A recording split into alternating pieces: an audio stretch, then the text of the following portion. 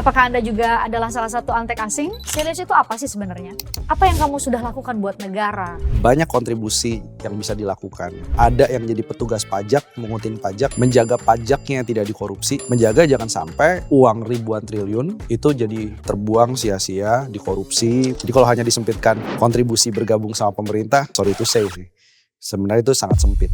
Apakah itu serta-merta kemudian bisa kita definisikan bahwa Anda adalah pembenci pemerintah? Pembenci itu kan menganggap bahwa pemerintah adalah musuh eksistensial. Tapi kalau dia mengkritik, sebenarnya banyak solusi yang ditawarkan. Makanya kita happy tidak menerima dana APBN. Mereka yang paham bahwa riset itu jadi basis kebijakan dan mereka anggarannya sedang minim untuk melakukan riset, kita membantu itu. Nah, tapi kenapa kok dijadikan sebagai enemy? Apa bentuk ancaman yang Anda dapatkan? Ancaman itu fisik dan juga secara digital. Jadi doxing, mengungkap identitas, keluarga juga ikut diserang. Bulan Desember 2025 gitu ya. Itu ada indikasi itu ada pengintaian.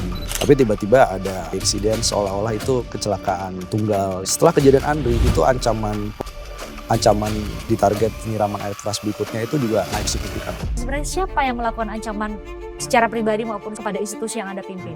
Ini bukan cuma simpatisan ataupun akun-akun bot, cara-cara untuk membungkam suara-suara kritis. Ini juga muncul langsung dari orang yang mukanya terlihat dan dia adalah orang dari institusi pemerintah. Dia langsung menunjukkan, bikin video sendiri dan mengupload sendiri gitu ya.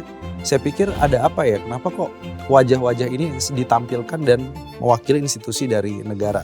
Menurut saya sih ini norak sekali gitu ya.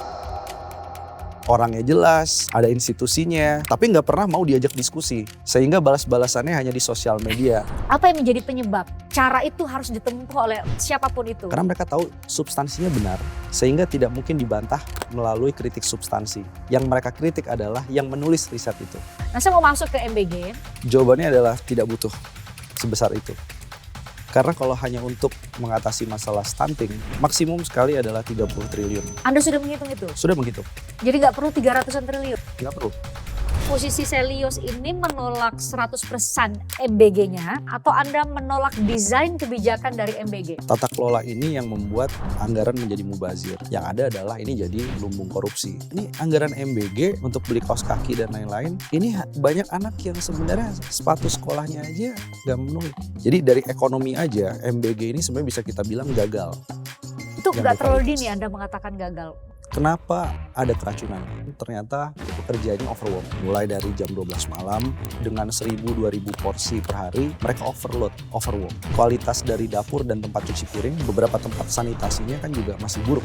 Banyak dapur nggak mau melakukan itu ke daerah 3T. Ini semua kalau mengumpul dapur-dapur ini di Jawa, di sekolah-sekolah yang infrastruktur logistiknya juga sudah ada. Artinya ada ketidakadilan MBG itu sejak dari awal. Di sini apa yang mau kita capai dari MBG? Orang akan melihat dalam sejarah bahwa MBG adalah salah satu program terburuk